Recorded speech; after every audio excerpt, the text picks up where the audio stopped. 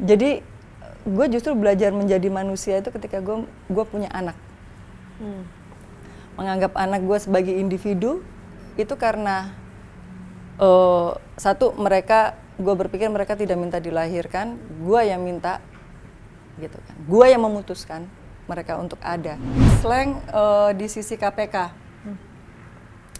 Di sisi KPK waktu itu cicak buaya. Sampai akhirnya Slang dengan berbagai intrik politik nggak manggung sampai 2 tahun. Gue bangga apa? Slang itu punya kekuatan sebegitu besar. Tapi ketika dia diintimidasi karena merasa dia berada di pihak yang mereka yakini benar, dia tidak menggunakan kekuatannya.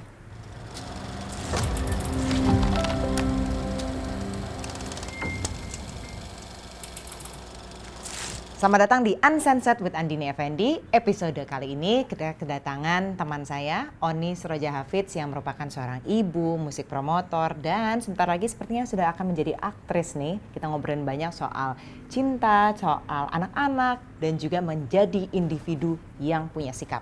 Welcome to Uncensored, Mbak Oni Sroja Hafidz. Selamat datang. Selamat bertemu kembali. Selamat bertemu kembali di rumahku sebenarnya. Gue juga bingung mau ditanya apa sama dia udah tahu semuanya. Banyak ini. Sebenarnya bukan karena apa yang mau ditanya, yang dibahas supaya ada manfaatnya buat banyak orang. Iya kan?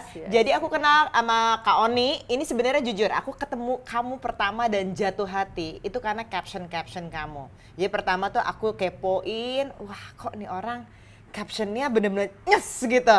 Nanti kita akan bahas ke situ juga, tapi ternyata usut punya usut, oh ternyata nikah sama Om Mas Rido Hafidz Slang.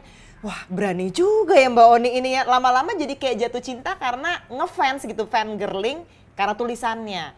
Nah tapi sebelum kita ngomongin siapa sih Kak Oni, aku pengen tahu dulu asal usulmu, lahir Lamongan. Iya betul. Aries kan? Asli Aries, 23 Maret ya? Iya 23 Maret tahun 76.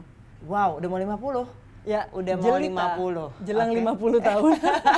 Udah mau 50, kemudian sempat Surabaya ke Bandung kuliah. Iya. Sambil kerja. Ya, terus habis itu kerja ya karena memang itu aja. Pressure atas lifestyle sendiri. Kerja macam-macam tuh kan? Macam-macam. Terus habis itu akhirnya ke Jakarta. Ke Jakarta. Nah, waktu sempat ini kita jadinya agak fast forward dikit nih. Tunggu sebelum ke situ deh. Kamu kan anak tengah sebenarnya ya. Ya dari betul. berapa bersaudara Kak? 4 bersaudara. Berapa 4 cewek, bersaudara. berapa cowok? Cowok, cewek, cowok. Oh wow. Ya, wow. ya. And then orang tua masih bersama? Oh enggak, pisah. Bokap nyokap pisah tuh lucu juga ketika gue udah kuliah gitu. Oke, orang tua pisah itu aku pengen tahu juga karena kalau ngeliat kamu sama Karido tuh kok kayaknya lovey-dovey banget. Apakah seperti itu? Nah ngomongin Karido, kamu ketemu sama Mas Rido di Bandung pada Di saat Bandung itu. pada saat event karena kerjaan juga gitu. Terus gimana ceritanya waktu itu akhirnya bisa milih kerjaan bareng Slang di saat ada kesempatan sama band lain juga kan sebenarnya kan? Oh enggak, jadi waktu itu tuh konsep konsernya itu lagi musim yang kayak Slang sama apa gitu kan. Awal-awal tahun 2000 tuh kayak gitu loh, vibes-nya tuh panggung tuh banyak yang kayak gitu. Dan ada waktu itu tuh Slang ketemunya sama Kes Plus gitu. Oke. Nah si Kes Plus ini main sebelum Slang. Pada saat itu tuh ulang tahun gua, kalau nggak salah ulang tahun ke 25 gitu. Kebayangkan gua molor skripsi sampai berapa lama, umur 25 gua masih di Bandung, itu comfort zone juga itu ngaco tuh Bandung tuh. Jadi terus gua ambil kerjaan itu karena memang gue pikir gue butuh dana buat ulang tahun gitu kan di hari H itu. Terus ya udah. Slang untuk jadi LO-nya Slang sama LO-nya Kes Plus beda gitu karena menurut promotornya tingkat kesulitannya beda gitu. Oke. Terus gue pikir ya udahlah, I take it ya lebih gede. Jadi Slang lebih sulit. Lebih sulit. Bener nggak lebih sulit di handle-nya? Sebenarnya enggak, mereka tuh anak manis pada saat itu tuh mereka kan baru memutuskan untuk sembuh ya. Tapi sebenarnya itu keuntungan gue juga karena gue udah di briefing nanti kalau mereka ini gue sampai gue bikin listing gitu ya apa oh mereka mau alkohol berarti gue cari di sini gitu kan yang kayak gitu mereka mau maksudnya ini tuh di luar riders gitu kan kalau LO kan kita udah harus siap-siap kayak gitu terus habis itu kalau mereka mau hangout mau diajak kemana gitu tapi gue udah meyakinkan waktu itu gue ketemu sama road manajernya kan terus pas pada kenyataannya sih enggak mereka habis sound check juga mereka masuk kamar.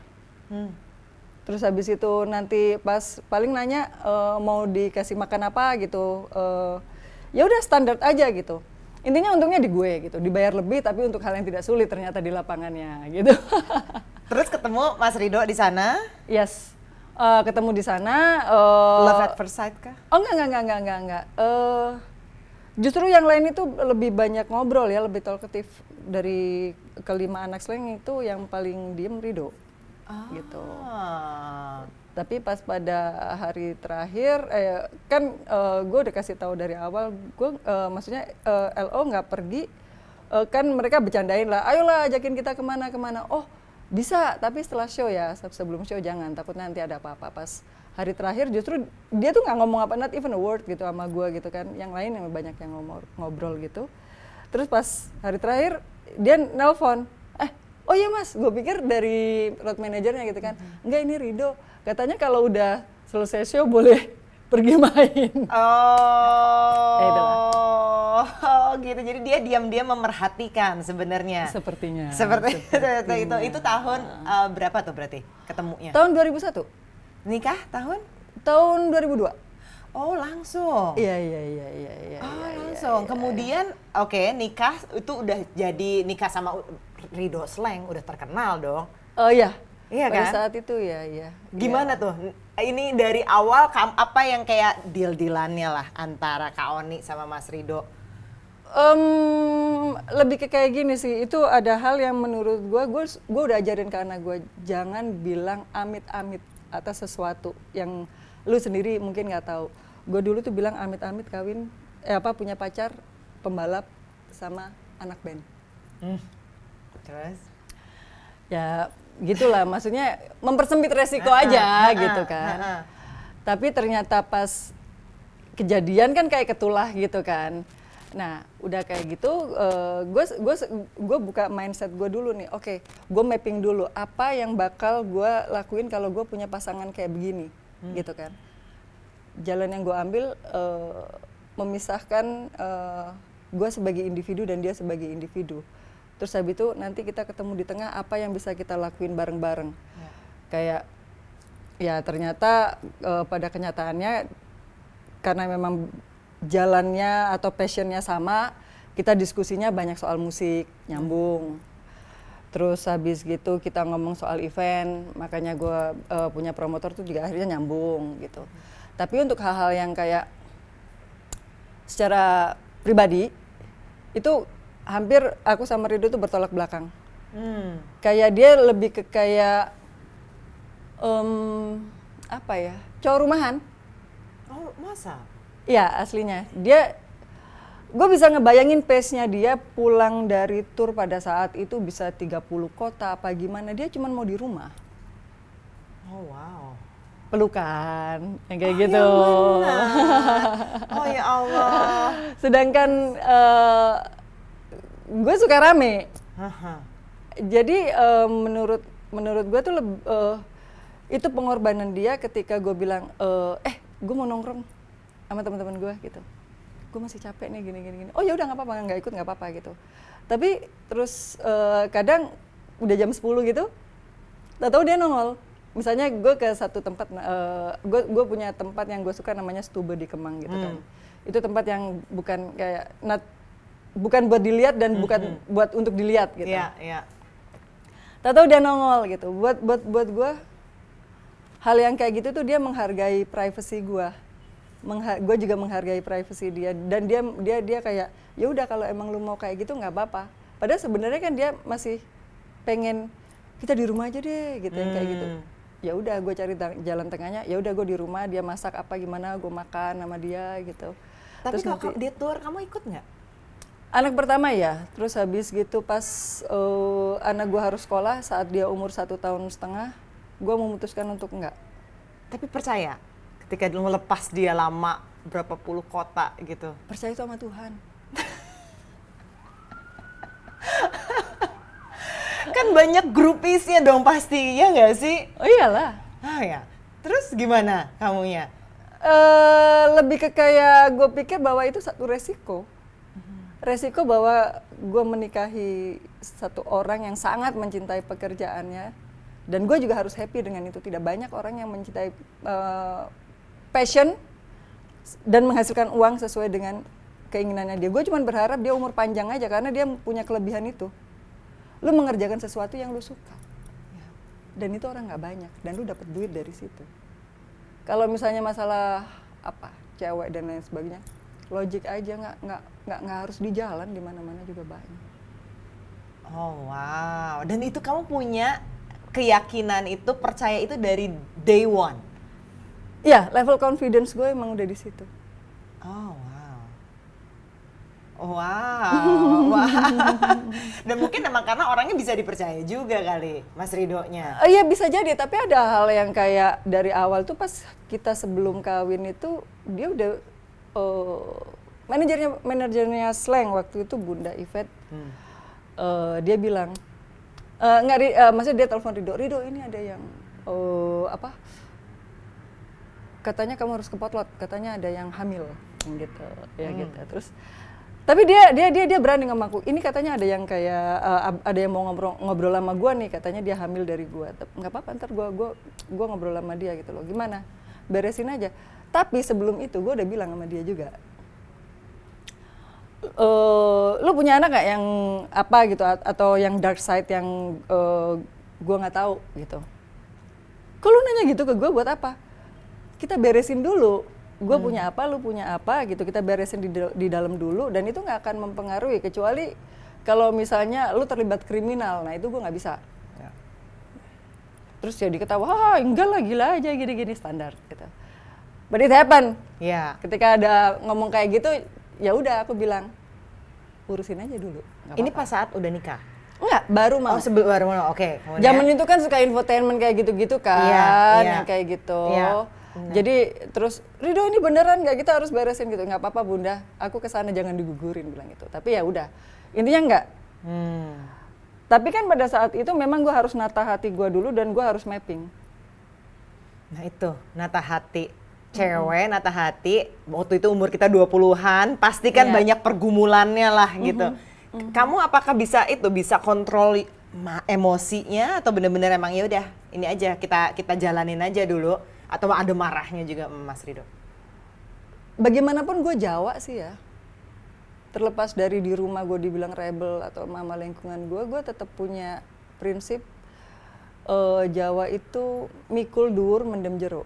Jadi kalau misalnya kita punya sesuatu di dalam circle kita, lingkungan kita tinggal di situ, kita harkatnya kita angkat tinggi-tinggi, kita junjung tinggi-tinggi. Aibnya kita kubur dalam-dalam. Jadi selesaikan semua tuh di dalam rumah, jangan sampai keluar. Iya, sampai sekarang tuh masih kayak gitu. Makanya kalian nggak pernah jadi berita konsumsi infotainment ya dari zaman dulu itu? Ada yang bisa diobrolin, ada yang nggak, itu kita harus bisa milih. Gimana tuh Kak, kamu bener-bener misahin? Karena aku ngelihatnya Kak Oni sama Mas Ridho nih, ya udah Ridho jalan sendiri, gue memang di sini harus ngurusin kerjaan, ngurusin anak-anak. Jadi you become your own individual self. Despite lo nikah sama Mas Ridho. Gimana membagi itu? Itu butuh kesepakatan juga. Ketika Ridho anak bontot, dia seneng banget kalau misalnya didampingi. Terus habis gitu dia bisa bilang, look sis my wife, yang kayak gitu. Tapi gue harus bilang juga, ada mimpi lu yang pengen punya anak banyak. Dan ini harus ada jalan tengahnya. Jalan tengahnya adalah gue nggak bisa ngedampingin lu terus-terusan. Ada anak yang memang lebih butuh gue dan hidupnya juga harus normal. Nggak bisa anak hidup di jalan terus habis itu di stage dan lain sebagainya.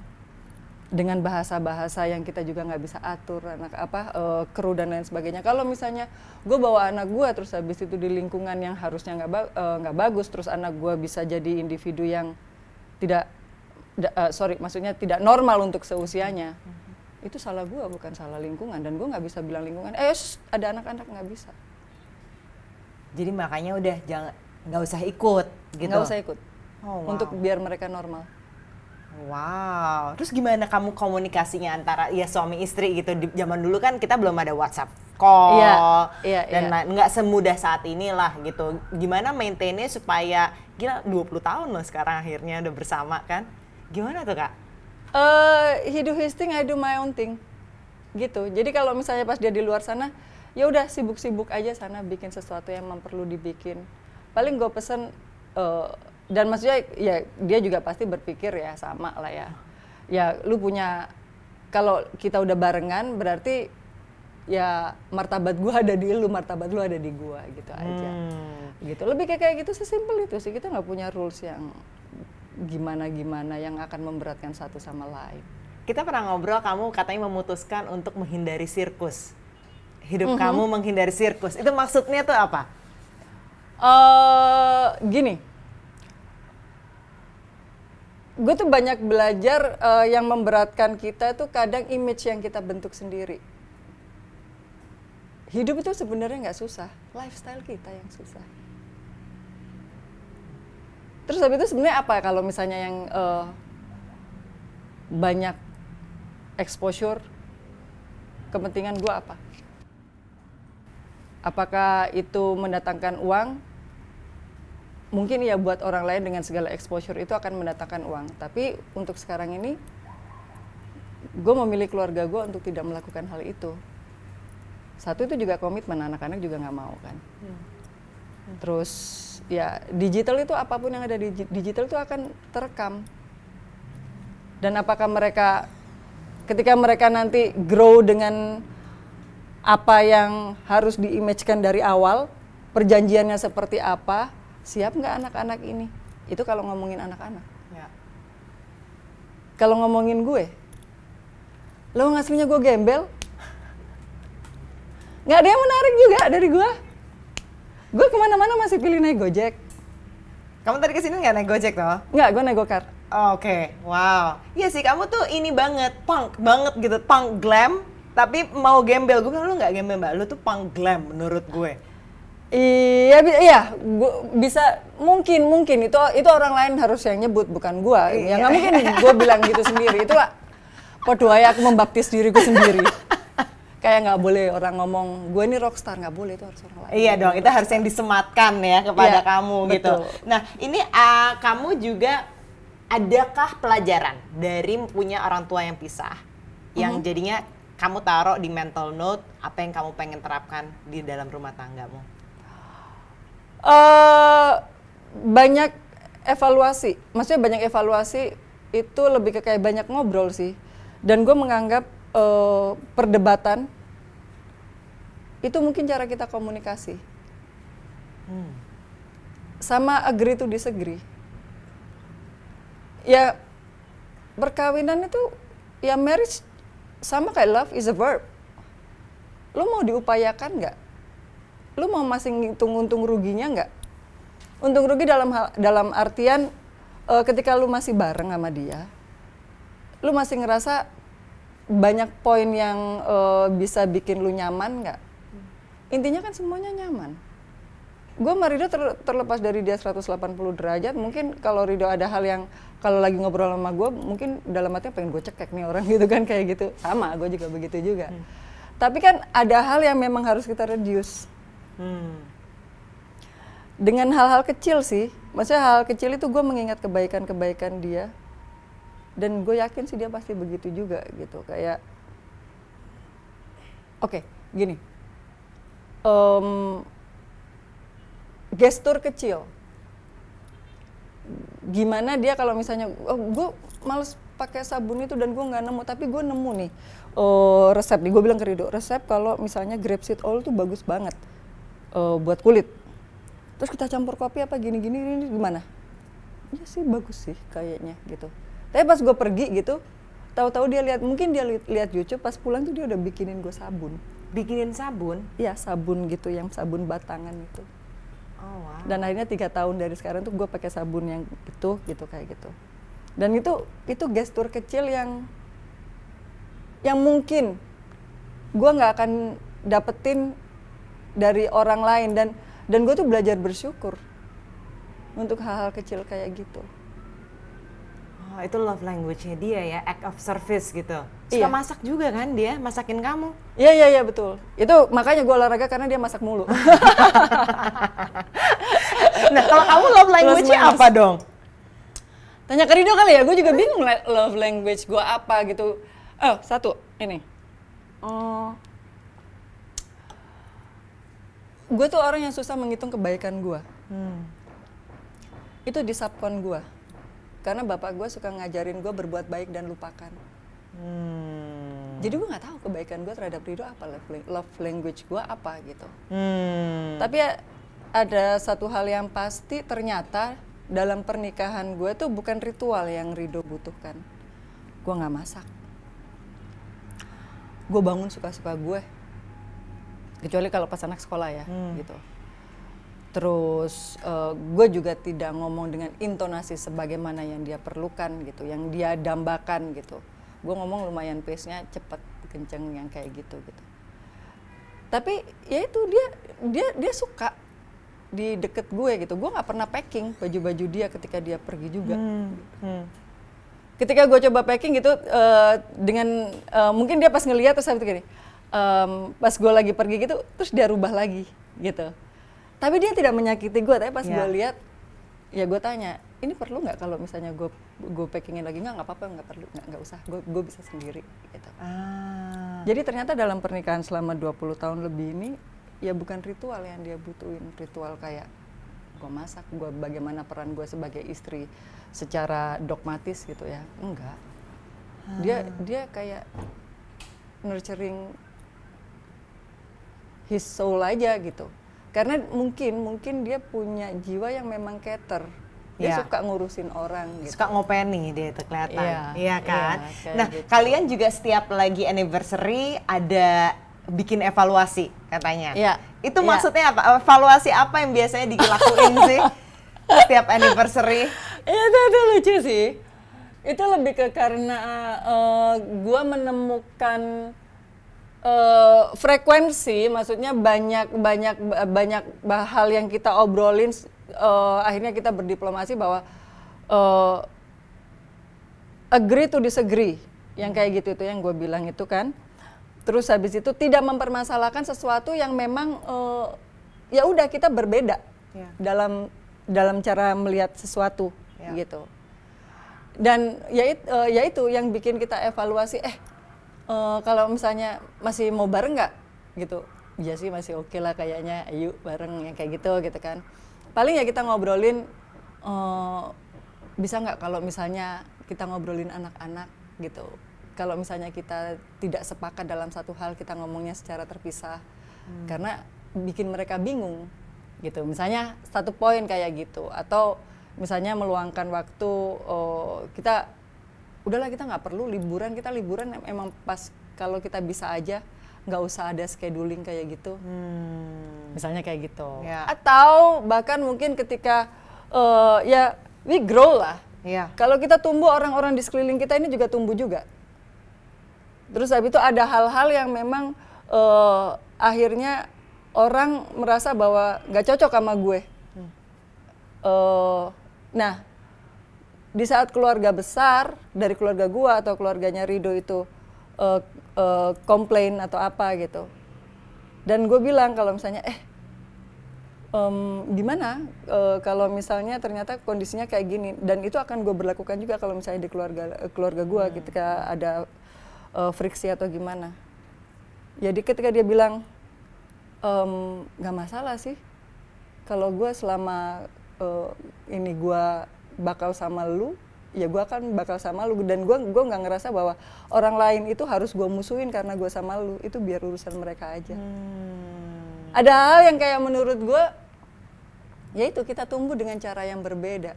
Ketika Rido orang yang sangat sensitif, yang bahkan bisa dibilang dengan keluarga yang sangat tertata gitu kan. Untuk menjadi Rido seperti itu kan bukan hal yang gampang.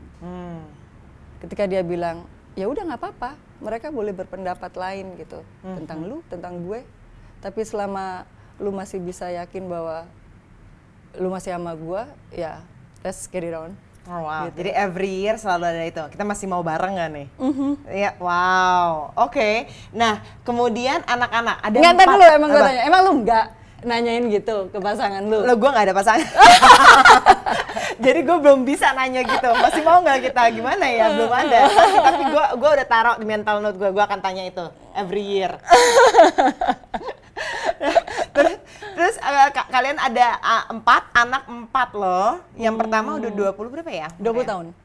Marco 20, kemudian Omar? Omar 18, Stella 16, Ale 12. Wow, 4 kids man, gila. Nah, dan anak-anak nih kayak lekat sekali dengan dunia seni ya? Iya. Dibiasain, emang diekspos dari kecil?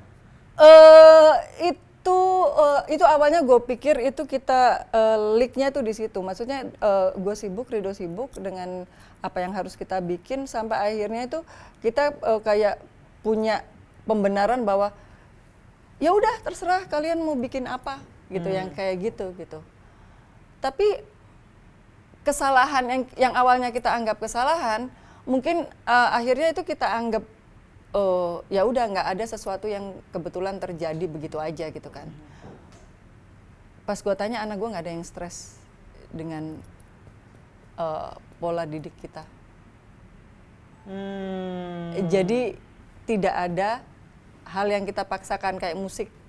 Mereka harus belajar musik karena bapaknya musik gitu.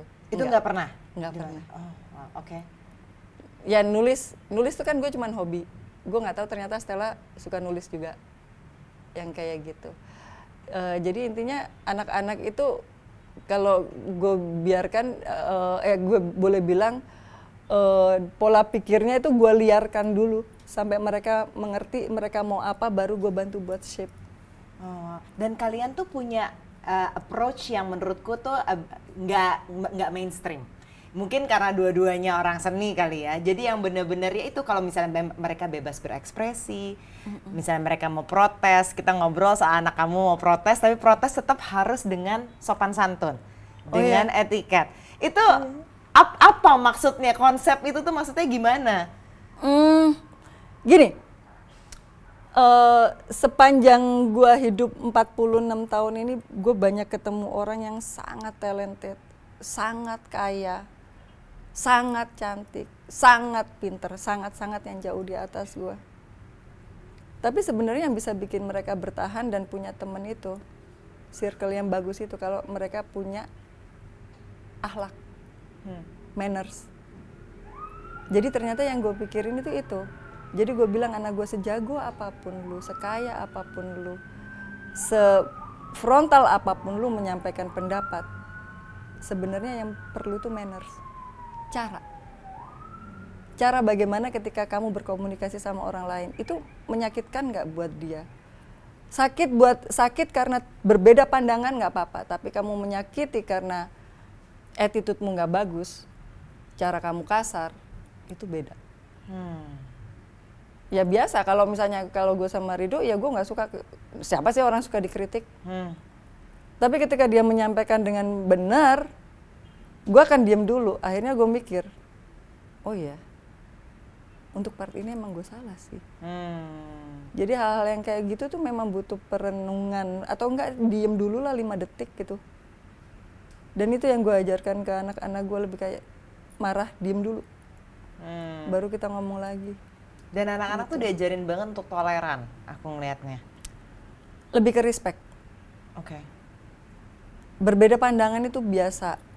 Ketika kamu tertekan untuk satu hal itu biasa, tapi jangan bikin itu kamu marah, terus habis itu kamu reaktif, tapi akhirnya menjatuhkan dirimu sendiri. Karena kalau kita marah itu kita reveal sifat asli kita. Ya, I did so many flaws, I did so many stupid things.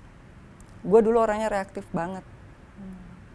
Yang mungkin kalau orang-orang yang dulu kenal gue, kalau misalnya bermasalah, pilihannya cuma 2. Gue cari, atau kalau lu ketemu gue, lihat gue 5 meter, lu lari duluan. Iya. Emosional. Iya, lebih ke karena gue bukan cuman ngomong doang sih, maksudnya ribut fisik itu buat gue biasa gitu. Wow. Jadi hal itu yang akhirnya gue akuin ke anak gue juga gitu. Itu nggak bagus karena itu reveal sifat asli kita. Akhirnya apa tuh yang kamu bisa tone down? Cara Rido menghadapi gue. Terus ya akhirnya gue berpikir bahwa semua itu bisa diselesaikan dengan kepala dingin. Kalau kitanya dulu diem, gitu, diem aja dulu, nggak harus reaktif. Rido bukan orang yang, dia lebih ke thinker, gue praktikal orangnya, gitu. Tapi ya itu tadi gitu, gue bilang ke anak gue akhirnya ada hal yang jangan gengsi untuk berubah. Apapun itu, apapun. Kalau lu mau putar balik nggak apa-apa. Kamu pernah bilang anak itu tuh sebenarnya bukan buat bangga-banggaan. Iya. Maksudnya tuh apa tuh? Anak bukan buat bangga-banggaan itu bukan gua menggugat ya, tapi lebih ke kayak berpikir ketika kita berdoa dalam apapun occasionnya, jadikanlah anak-anak aku anak yang membanggakan orang tuanya, anak yang tidak pernah kekurangan apapun, anak yang ini gitu. Tapi di dalam doa ada satu yang menurut gue terlupa. Jadikanlah anak-anakku ini anak yang bahagia. Tidak pernah ada. Padahal anak tidak minta untuk dilahirkan. Jadi gue justru belajar menjadi manusia itu ketika gue punya anak. Menganggap anak gue sebagai individu itu karena satu, gue berpikir mereka tidak minta dilahirkan, gue yang minta, gitu kan. Gue yang memutuskan mereka untuk ada. Jadi ketika mereka punya hajat hidup sendiri, gue juga harus mau dengar. Termasuk ketika kakak si Marco ya, sempat ambil gap year sampai 2 tahun. Betul. Itu pergumulan kamu tuh gimana tuh? Itu kan jadi gini, ngomong kayak yang gue bilang itu bahwa gue butuh anak bahagia itu butuh struggle di guanya sendiri juga gitu, karena banyak hal yang ternyata di luar ekspektasi gue dan gue harus menahan. Tahun pertama dia memutuskan gap year, gue kirim dia ke Papua sama papanya untuk jadi volunteer COVID pada saat itu gitu, ikut ekspedisi COVID. Gue senang. Karena memang untuk ngasah dia juga gitu loh. Banyak hal yang harus dia lihat tanpa gue ngomong, biar dia lihat sendiri gitu. Ketika orang nanya, Marco kuliah di mana? Anakku udah ada di Berkeley nih, anakku udah di sini, ini udah lagi di sini. Marco di mana? Tahun pertama. Oh, dia lagi ikut ekspedisi. Ekspedisi. Aman dong hidup gue dengan ngomong kayak gitu. Masuk tahun kedua. Ayo bang, jadi mau kuliah apa? Aduh, aku belum tahu nih. Terus ya itu tadi, orang mulai bertanya, gelisah. Oh ya Marco gimana? Ini nanti ini liburan sekolah loh, dia udah nyari Marco gini. Gue bilang apa? Anak gue antara tidur atau nunggu callingan main band. Itu butuh guts gue, butuh nyali gue buat bilang belum ngapa-ngapain, belum memutuskan. Kok bisa? Ya karena gue nunggu. Oh gitu ya, gitu. Tapi itu kan dengan keseringan kita ditanya kayak begitu tuh, gue harus kayak menegaskan diri gue. Oke, gue harus cari jalan tengah, ini anak maunya apa, karena kalau dibiarin terus dia bakal keenakan. Sedangkan menurut gue lu masih punya hak untuk ambil kewajiban kita berdua, membiayai sekolah lu. Kalau lu nggak ambil, lu rugi. Gue bilang gitu ke anak gue. kalaupun nggak lu ambil, nggak apa-apa juga. Tapi lu firm ngomong, jangan bilang kalau misalnya lu mau apa masih mau ini masih mau itu, ngomong aja. Akhirnya ya udah dia bilang gue mau sekolah yang berhubungan dengan musik, akhirnya diambil music business itu tadi. Oh, jadi setelah 2 tahun akhirnya dia memutuskan gitu. Iya, bener ya, kadang yang balik lagi yang kayak kamu bilang, kayak kita tuh emang hidup tuh ya menurut validasi orang lain. Betul. Iya kan, dan itu tuh akhirnya sekuat-kuatnya Mbak Oni itu pasti akan kena juga gitu loh. Iyalah pasti. Iya kan? Iya. Tapi makanya balik lagi, emang anak itu bukan untuk bangga-bangga, asal dia happy nggak selama 2 tahun itu? Banyak banget yang dia temuin, untuk anak seumuran dia mungkin dengan orang mungkin ngelihatnya Marco lahir silver spoon gitu kan di industri musik gitu kan, karena ya kebetulan industri musik juga jadi pilihan dia. Gue nggak pernah nanya dia digaji berapa, dibayar berapa as a additional player, nggak pernah sama sekali gue nanya. Gue tidak pernah tanya, lu naik pesawat apa? Ya. Yang kayak gitu-gitunya. Lebih kayak gue tunggu dia ngomong, lagi bantuin siapa? Lagi bikin apa? Karena yang gue alamin dan bahkan ada orang di sekeliling kita itu nanya, ya masa lu dibayar segitu? Kemana nggak lihat lu anaknya siapa yang kayak gitu-gitu. Itu hal yang mungkin bakal ngeberatin anak kita nanti. Dia punya standar sendiri dan padahal itu belum waktunya gitu. Menurutku kayak gitu. Ya. Lebih kayak gitu sih. Kau nih, kalau bangga kalau gitu buat dirimu itu seperti apa bangga kepada anak-anak? Ketika mereka on track melakukan apa yang jadi passion mereka. Tanggung jawab itu sih.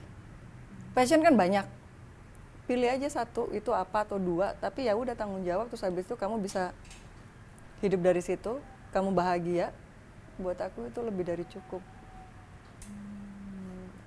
Jadi kamu benar-benar mengubah persepsi soal bangga kepada anak-anak, bangga kepada, kalau kamu bangga kepada suami, pasti bangga. Apa? Iya. Pasti bangga. Apa yang membuat kamu kayak bangga banget gitu sama dia? Bangganya itu satu, dia sebagai gitaris gitu kan, dan dia melakukan pekerjaan itu dengan senang hati. Tapi kan slang ini ternyata bukan hanya band, slang itu sikap. Dan gimana pun juga suka nggak suka, mereka ada dalam perubahan negeri ini dengan resiko yang bermacam-macam. Resiko waktu slang mau dipenjara karena dilaporin sama anggota DPR waktu itu karena lirik lagu Gosip Jalanan. Itu aku bangga karena apa? Waktu itu udah dibilang nih, kayaknya slang mau dijemput, mau dibawa ke Mabes apa di mana gitu. Rido cuman bilang gini, kayaknya besok gue dijemput, tapi kita maunya dijemputnya barengan aja. Jadi mungkin dari potlot. Bilang gitu. Oke. Itu kan aku udah diduk, anak-anak masih bayi-bayi, masih kecil-kecil gitu. Tapi gue pikir gue harus bangga karena mereka menolak untuk meminta maaf. Karena memang lagu Gosip Jalanan itu ada benarnya. Sebenar-benarnya. Ya udah. Buat aku itu sikap. Yang kedua, ketika slang di sisi KPK. Di sisi KPK waktu itu cicak buaya. Sampai akhirnya slang dengan berbagai intrik politik nggak manggung sampai 2 tahun. Gue bangga apa? Slang itu punya kekuatan sebegitu besar, tapi ketika dia diintimidasi karena merasa dia berada di pihak yang mereka yakini benar, dia tidak menggunakan kekuatannya. Nggak minta tolong kayak misalnya, ayo slanker, ayo kita demo, enggak. Itu sikap mereka berlima, udah aja, biar kita yang tanggung. Walaupun konsekuensinya 2 tahun itu nggak manggung, nggak ada pendapatan dong. Nah itu balik lagi, kalau pendapatan itu kan kita bekerja waktu itu setelah Rido nggak manggung itu kita bikin mebel, kita ngisi mebel gitu, di akhirnya kita panggil tukang, kita bikin mebel terus ngisi hotel, ngisi Iya, apa, yang iya. kayak gitu, ada klub kecil gitu. Mau nggak beli kursi dari gua, kita bikin Oh yang kayak gini. wow, wow. Jadi selalu aja ada aja ya rezeki ya berarti ya. Aku bangga karena memang dia nggak gengsian. Kalau gue memang ya gue nggak gengsian. Jadi ketika gue punya pasangan yang nggak gengsian itu menurut gue itu berkah. Ya. Hal-hal kecil itu harus gue syukurin.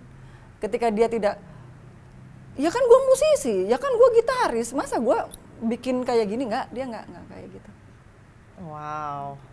Dan ketika lagi-lagi Slank dibilang bahwa Slank band istana, gue masih bangga sama laki gue. Kenapa? Karena dia tidak berusaha untuk kayak mengkonfrontir itu gitu loh. Ridho aja ketemu Jokowi itu berapa kali, nomornya aja nggak punya. Kamu punya nggak? Enggak dong.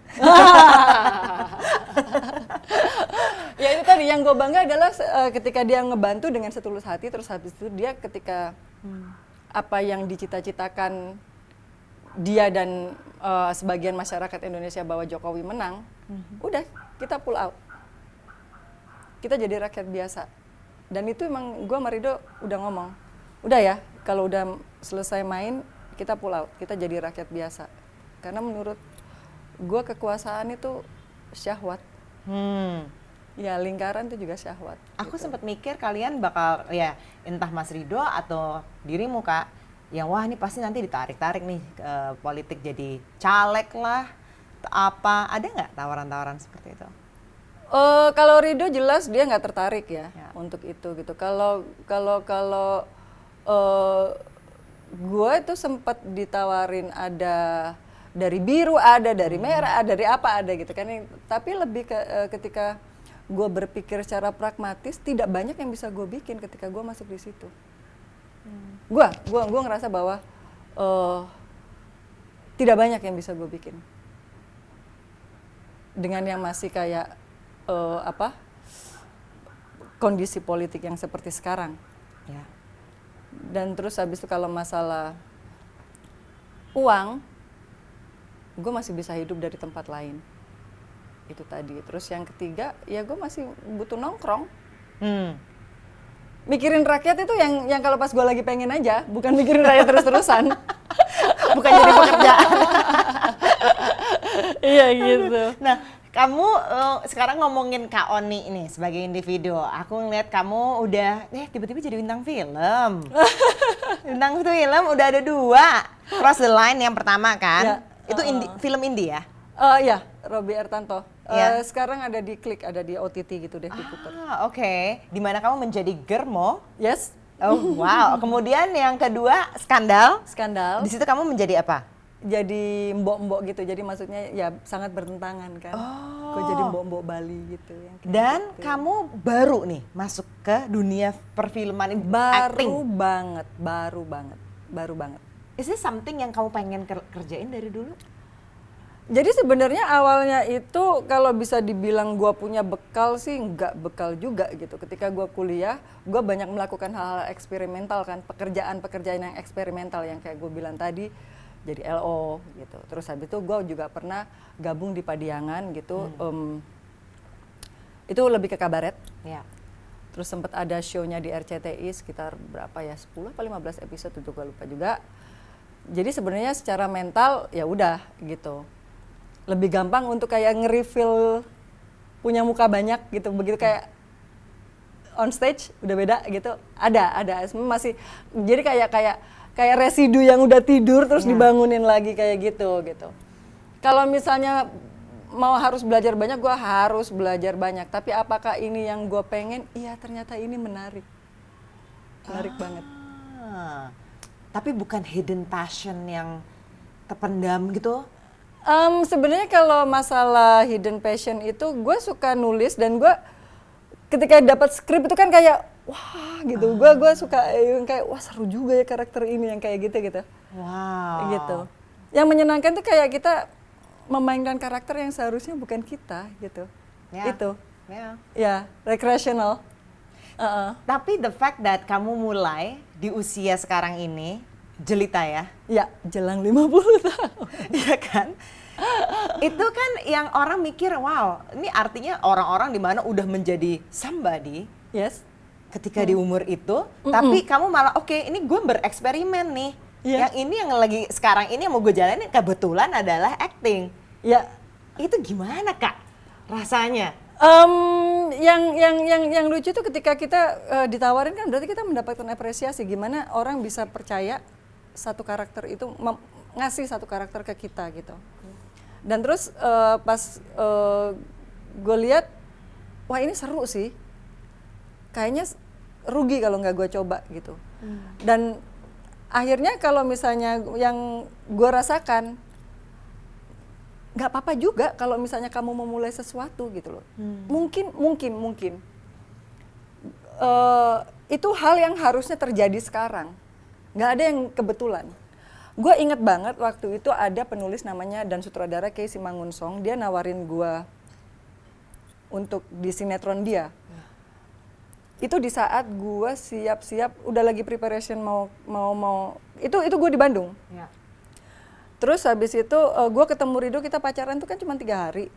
Dari gue gue mengiyakan untuk ikut sinetron itu, terus habis itu sampai akhirnya gue bilang, wah Kay nggak bisa Kay. Karena gue benar-benar pengen ngejalanin kayak gimana sih jadi istri gitu kan. Karena prinsip gue gini, ketika pada saat itu gue berpikir gue ngurus diri gue sendiri aja nggak bisa.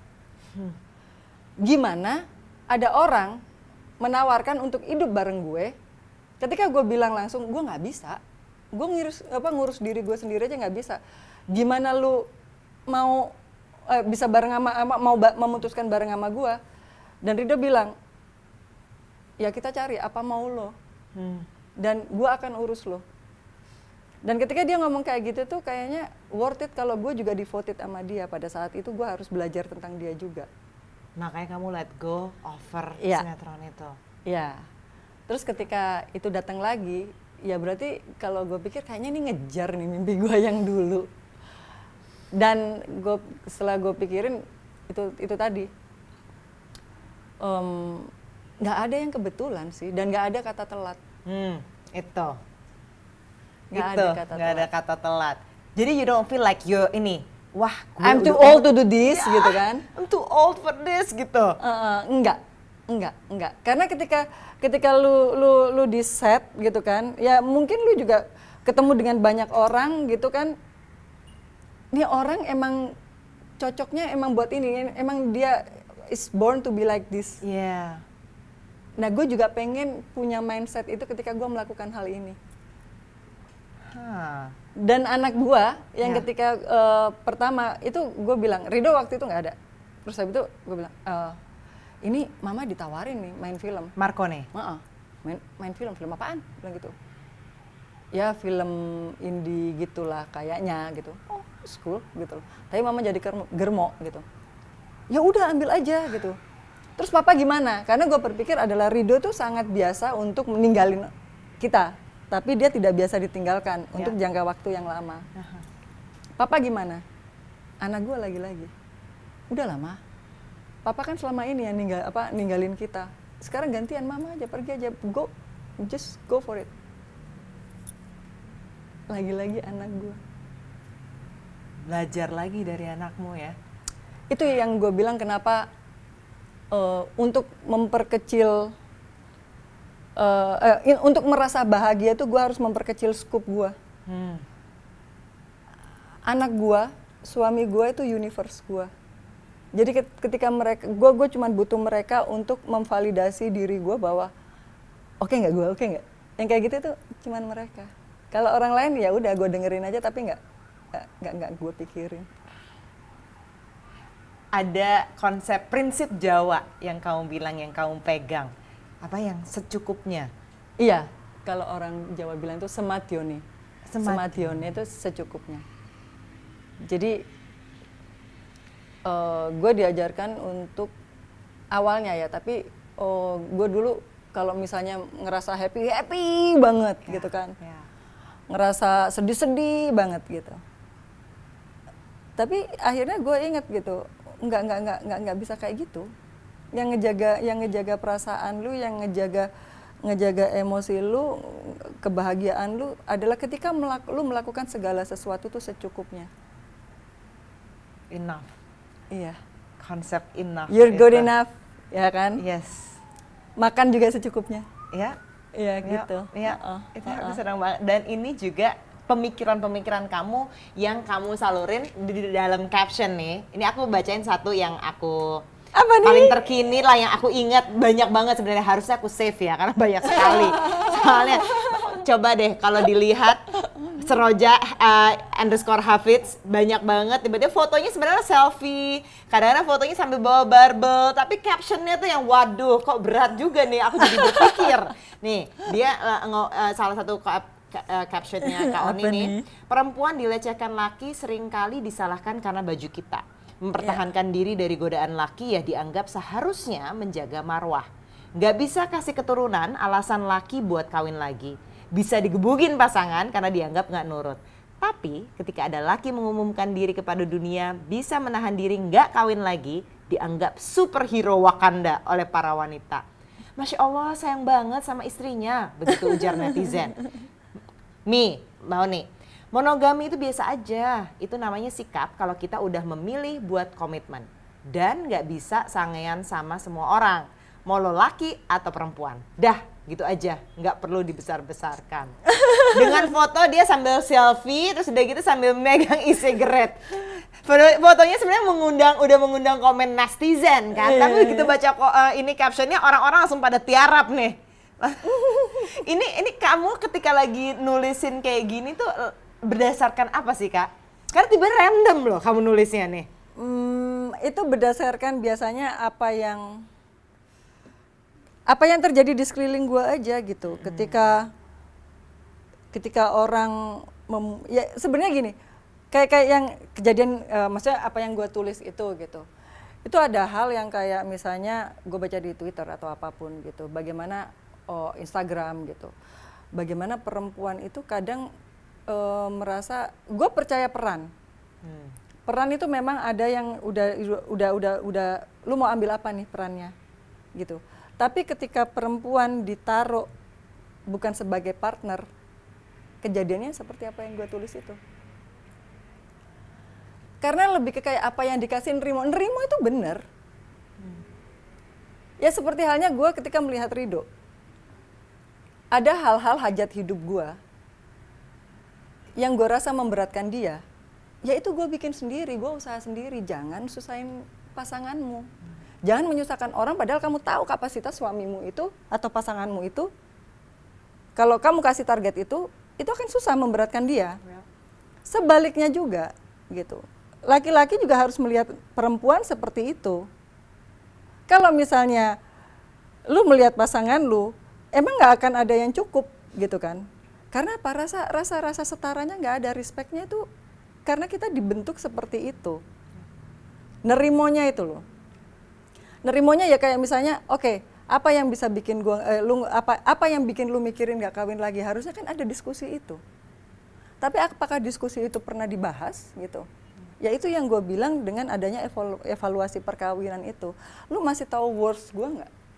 Ketika lu barengan sama gue. Gue juga akan bilang gitu ke laki gue, am I worth enough buat tetap barengan sama lu yang kayak gitu. Sebenarnya bukan hal yang gue bikin itu bukan hal yang pattern untuk semua orang gitu, tapi untuk bukan mengkoreksi tapi kayak lebih self reflection kita gitu loh, bahwa kita tuh masih dihargai, bahwa kita masih gimana, itu kan perlu. Nah ketika orang kayak laki-laki misalnya nyuci, itu kan jadi, wah gila bapak idaman banget apa dan lain sebagainya. Enggak, biasa aja. Ada kok istri yang keluar pulang jam 2 malam, kenapa? Karena habis loading, gue.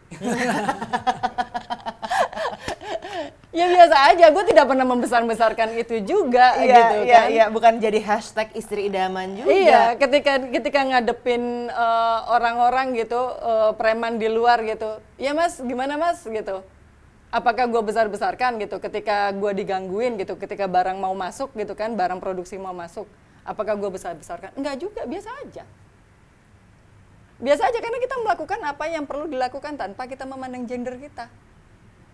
Kalau lu mikirin gender mulu, lu akan terblok itu pemikiran lu. Benar, itu benar banget. Benar banget. Tapi dengan begitu kamu pun seorang feminis menurutku. Ya. Dengan begitu, dengan punya pemikiran itu. Dan kamu juga, aku ngelihatnya, Mas Rido, anak-anak, tentunya dirimu, ketika zaman lagi susah banget, Ya. pas pandemi ini, justru kamu tuh bener-bener nunjukin perhatiannya gitu buat banyak orang. Kayak anak ke Papua sama Mas Rido juga kan. Terus udah gitu macam-macam lah kalian ngumpulin apapun gitu. Iya. Itu lu nggak bangga ya sama keluarga lu ngeliat kayak gitu, Kak? Tidak ada yang perlu dibesar-besarkan. Jadi orang baik itu harus lebih ke kayak support system sih. Ketika ya gue sempet sama Nana waktu itu bikin yang awal-awal donasi itu kan untuk karena penyakit baru kan COVID itu. Kita ngumpulin semua APD dan obat dan lain sebagainya gitu. Ya sebenarnya hal-hal yang kayak begitu itu kita bisa lakukan dan tidak terasa berat karena kita barengan gitu loh. Mungkin itu kalau kita mau melakukannya barengan. Kalau kita ngerasa sendiri, ada hal yang gue yakini juga, ngebantu tuh nggak harus kita kaya. Dari bacot doang juga bisa sih. Telepon aja orang, misalnya gini, lu kan punya pabrik aqua nih, gitu kan. Boleh nggak kalau kirim ke Wisma Atlet? Butuh apa? Dispenser sama galonnya. Gue nggak punya, misalnya gue nggak punya uang untuk masukin segala dispenser itu, tapi memang ada niat. Kalau ada niat ya kenapa enggak gitu loh. Kalau ada niat itu semuanya pasti kebuka. Jalan-jalan itu pasti akan terlihat. Di tengah semua keterbatasan kita, kalau kita bilang nawa itu, kalau kita bilangnya itu niat baik, insya Allah dibukain jalan. Dan itu yang gue bilang ke anak-anak gue juga. Kamu tuh apa sih yang pengen kamu kontribusiin, Kak, buat kayak dunia-dunia kecil di sekitarmu? Bikin generasi yang lebih bagus itu kan bukan hal yang gampang ya. Dengan di negara kita yang serba dogmatis ini gitu kan. Gue pengen anak-anak itu bahagia, generasi selanjutnya sampai mereka bangga dengan apa yang mereka bikin. Bangga itu bukan selalu terkorelasi dengan kekayaan. Karena itu yang nantinya akan mencegah korupsi. Seperti halnya gue mendidik anak gue, lu kekayaan itu bukan sesuatu yang patut dibanggakan, tapi bagaimana kamu punya kontribusi sama orang sekelilingmu, itu yang akhirnya nanti bikin kamu bahagia. Karena memberi itu sifatnya akan lebih menenteramkan hati daripada kamu ngambil. Dan it happen kan? Ya. Ketika kita ngasih itu kan ada rasa adem di sini kita. Apapun, bukan buat something to proud of, tapi lebih ke kayak kita melihat orang bisa dapat manfaat dari kita, sesimpel itu kan. Termasuk juga kamu berani bersuara untuk hal-hal yang menurut kamu dekat dengan kamu dan layak orang tuh juga diberikan perspektif baru. Itu menurutku sesuatu yang memberikan manfaat sih, Kak. And I thank you so much udah berbagi ceritamu kepadaku. Thank you so much.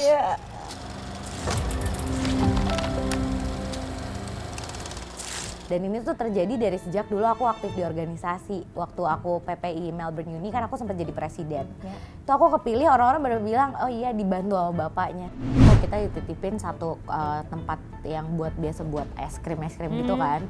Ternyata pas kita buka cooler box isinya ternyata tempurung kepalanya papa. Thank you for watching. This program is part of Cauldron Talks. Selain di YouTube, teman-teman bisa nonton di Facebook Watch dan dengarkan di Spotify atau Apple Podcast. Cari Cauldron Talks. If you enjoy it, please share with others.